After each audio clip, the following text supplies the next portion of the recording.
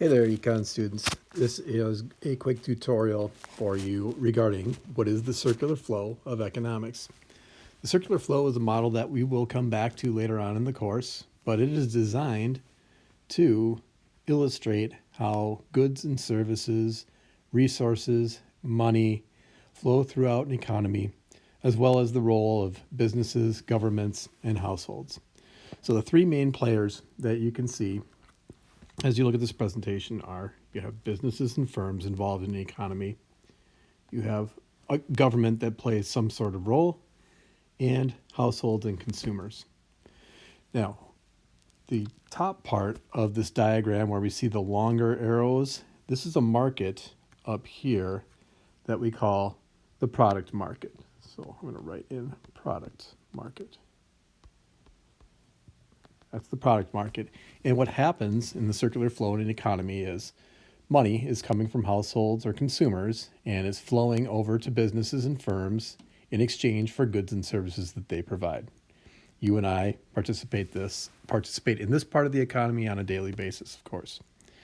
Many of us also are participating in the bottom part with the large lines, where this is the factor of production or resource market.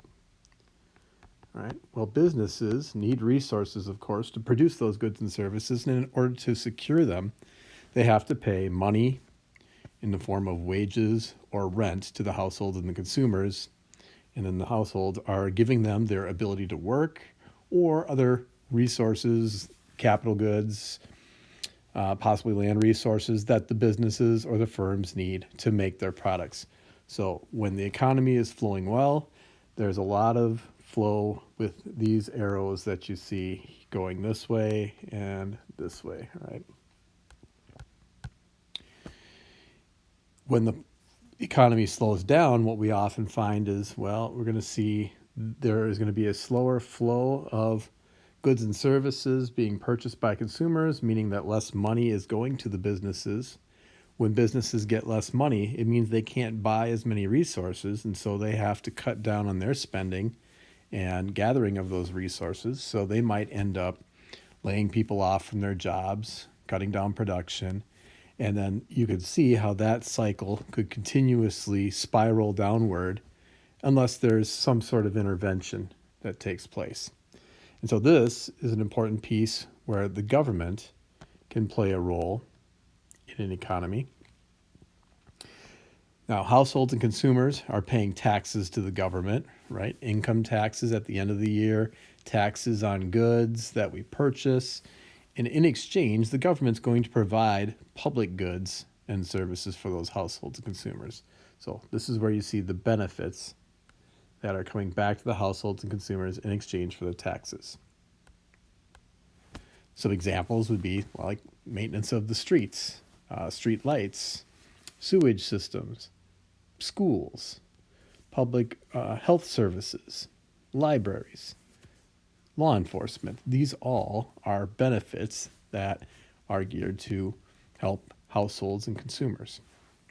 On the other side, you can see that government also interacts with businesses and firms. The businesses and firms have to pay taxes to the government.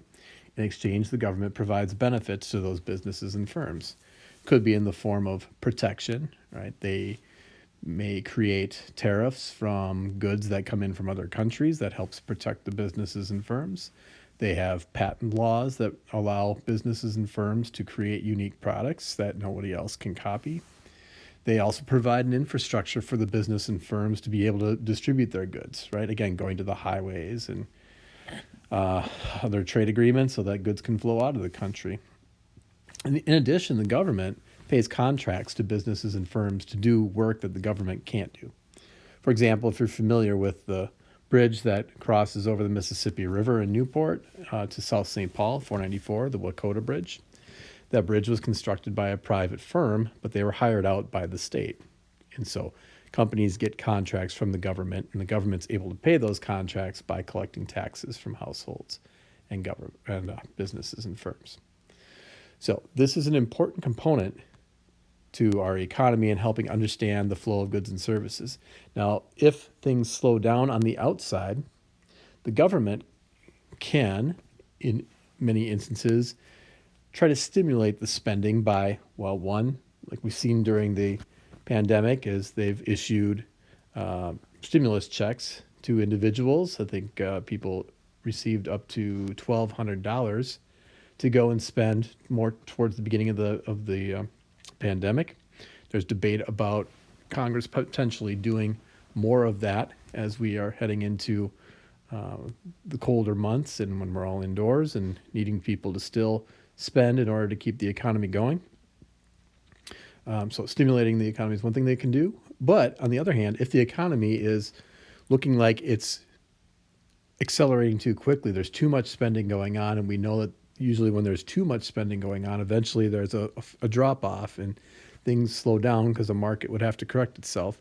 The government might try to create incentives for people to slow down their spending. One could be collecting more taxes. Others could be giving people, promoting a reason for people to save. So, as we move forward in the course, we're going to continue to build on this circular flow of economics. We'll add banking to it and then eventually international trade. But for now, this is the basics of the model. You want to be familiar with businesses, governments, and households as being the three main players, and that they interact in the two different markets, the product market and the resource market. On your exam, you're going to need to look at a graphic like this. There will be 5 pieces missing, and you will have to place those pieces onto the model. So make sure that you review this model, be familiar with it, understand that money goes from households to businesses in exchange for goods and services.